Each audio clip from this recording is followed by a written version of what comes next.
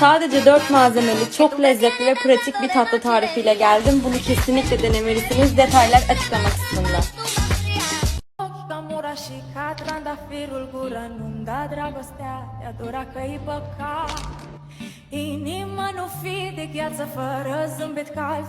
Rosh Hashanah is around the corner and I wanted to do something a little bit different with apples and honey this year.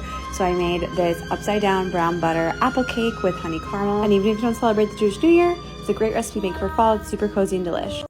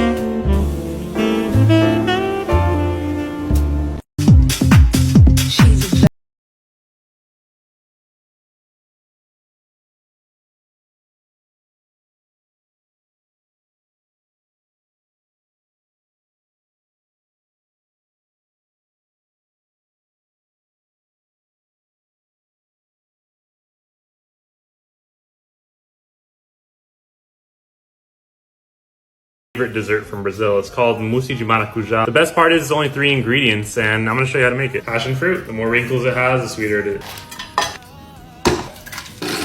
1 pint of heavy cream. Blend for 30 seconds. And our final ingredient, 1 can of sweetened condensed milk. Blend for 1 more minute. We refrigerate this for about 2 hours.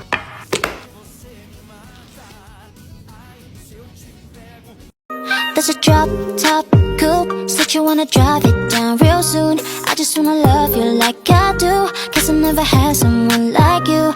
Ain't nobody got this love, got me covered. Ain't nobody pay, all I need is love. I just wanna run away with you. I'm just hoping that you see and you know this. Can't stop with the way I've been falling. Fall back as a catch when you're falling. I just need to know you're mine when I'm coming. Girl, let me provide your need.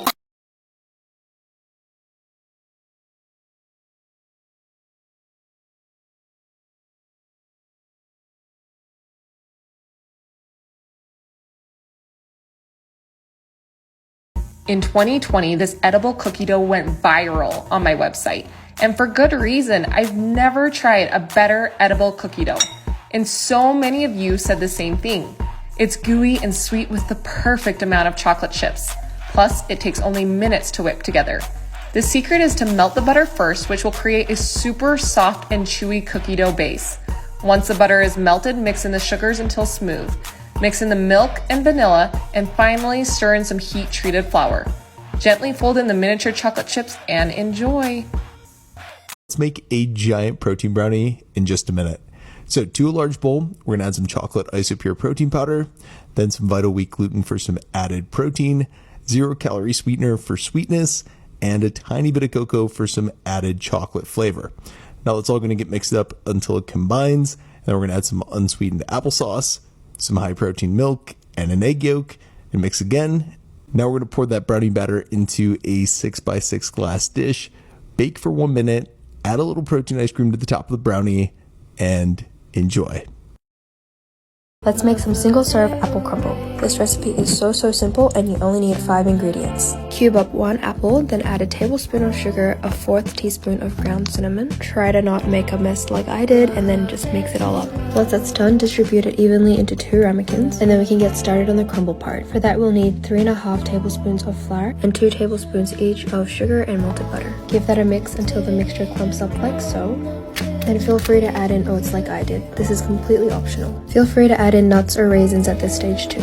Make sure you press down on the apple cubes firmly before adding in the topping. And that's it. That's pretty much done and it's ready to bake in the oven at 180 degrees for 30 minutes. Let it cool, then enjoy as is or with a scoop of ice cream. It's time for apple pudgy pies. First, make sure you spray both sides of your pie iron. Then take a biscuit, flatten it out, nice and flat. Then you're going to put it into the pie iron.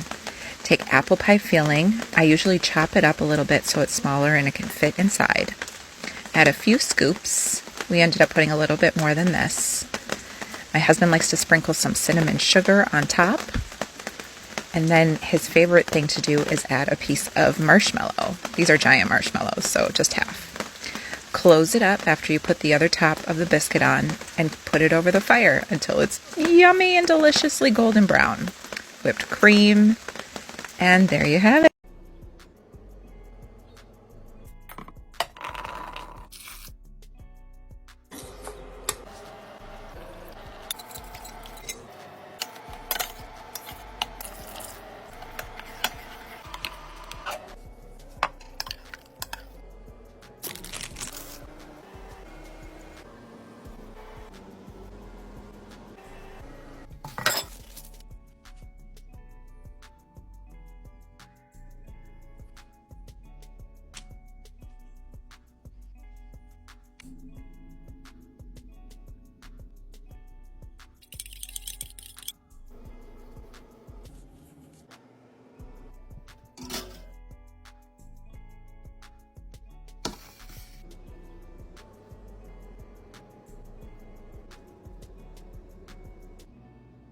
This is Ramadan Recipes, where I'll be cooking 30 recipes for 30 days of fasting, and today we're making Biscoff tiramisu. I'm smiling because this just looks ridiculous, I can't wait to eat it.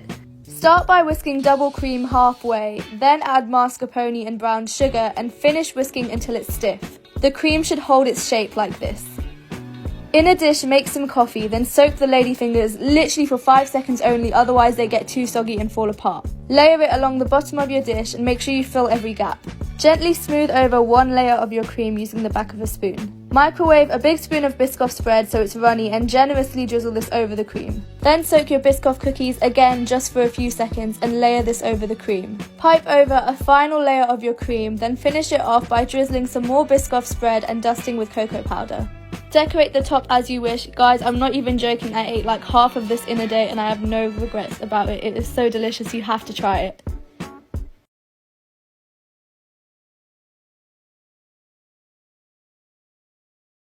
If you're a fan of the Chronicles of Narnia, you might have wondered what Turkish delight tastes like and if it's really good enough to betray your whole family for. Start by adding 4 cups of granulated sugar to a pot, then pour in 1.5 cups of water, followed by 2 teaspoons of lemon juice and 1 teaspoon of lemon zest. Turn the heat on high and whisk the mixture until it comes up to a boil. Turn the heat down to medium-high and continue cooking until the temperature reads between 240 and 250 Fahrenheit. Remove from the heat and in a larger pot, add 1 cup of cornstarch, 1 teaspoon of cream of tartar, and 3 cups of water.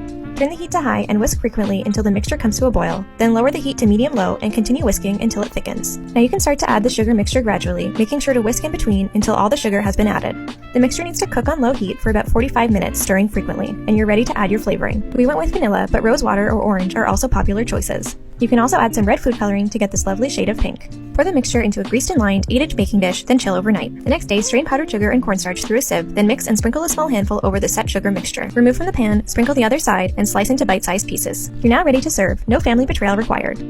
If you love to dip your cookie in milk, you gotta try cookies and cream tres leche. Let's get to it. This whole recipe is so easy to put together. So grab any of your favorite vanilla cake. Instead of water, I've substituted with milk. Crush up your Oreos and throw it right into the batter. Give it a quick mix, and we're gonna lightly butter our baking dish.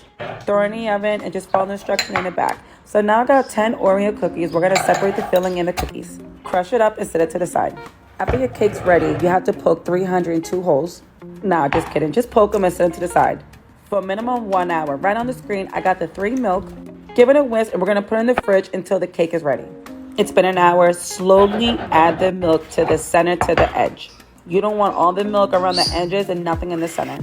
Right on the screen, we are whipping up whipping cream on medium speed, and we're gonna add vanilla extract, powdered sugar, and the filling of the Oreo. The cake's been sitting in the fridge for an hour. Add your whipping cream along with the cookie crumb. So good. Then you enjoy your dessert. Oh, so good, love, and enjoy. I am now obsessed with chickpea cake. I literally cannot taste any chickpeas in this cake. This cake is devilish, it is delicious, and it's good for you. This is a must-try recipe that you're going to want to save. This recipe is made in the NutriBullet or the blender. You just add it all to the one thing, blend it up, and it's done. It is ridiculously easy and super delicious. This recipe is also gluten-free and nut-free. It is super kid-friendly. And my daughter is actually obsessed with this. She thinks that she's having cake every day for breakfast, but really what she's getting is something super high in protein, super high in fiber, and something that's good for her. And it's not just my little one that's enjoying this. My husband and I are loving this recipe. It is a guilt-free dessert or a guilt-free snack that anyone can enjoy at any time of the day. I know that after you guys try this, you are going to be totally obsessed with chickpea cake, just like we are.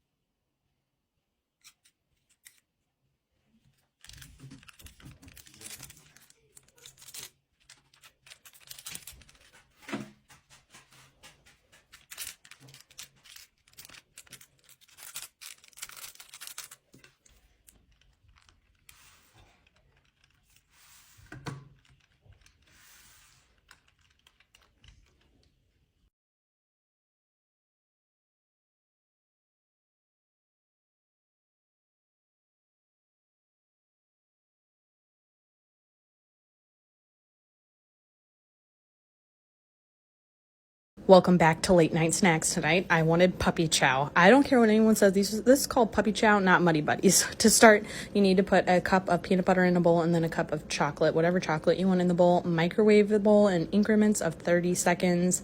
Mix in between, and then you need rice checks. And I put around 6 cups, and then you're going to dump it in a big mixing bowl like this.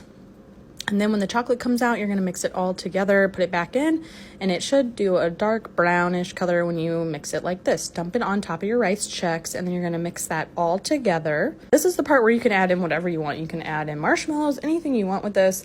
I like it just how it is. And then when it's done, you're going to get a Ziploc bag and powdered sugar. Put as much powdered sugar as you want in there. I put about a cup. That's my little helper over there snacking. And then you're going to put it in the bag, mix it all together, shake the bag really good, and then open it up and make sure that they're coated evenly. Shake, shake, shake, shake, shake. And then when it comes out, you need to put a little bit more and make sure that they're white. But I'm telling you what, this is 10 out of 10. Please like and follow for more recipes. These are chocolate chip caramel bars, and I love these so much. They're ooey, they're gooey. They actually have some weight to them because they're filled with so much goodness. So you're going to start with 2 sticks of butter, brown sugar, regular sugar, and mix that all together. And then after that, you will add 2 eggs, some salt, vanilla, and baking soda. Mix that all together again. Then after that, you will add your flour and mix again. This dough is pretty thick. It's pretty substantial, so I like to use a mixer for it. Then after that, chocolate chips. Then you will take a 9x13 baking dish, press half of the batter into the bottom of that baking dish and set aside for a second. Then you're going to make your caramel sauce. I use these little caramel bits. You can use regular caramels as well. And then a can of condensed milk. Melt that all together on low until it becomes nice and smooth. Pour that caramel over top the half of the batter that you did before. Then you're going to take the other half of the chocolate chip cookie dough and just dollop little bits over the top. Bake that at 350, 25 to 30 minutes. These got a little more brown on top than I would like, but we'll still eat the entire thing. They're so good. You can find all the details in the recipe on my site, lolohomekitchen.com, and be sure to hop on my email list to get all my weekly recipes.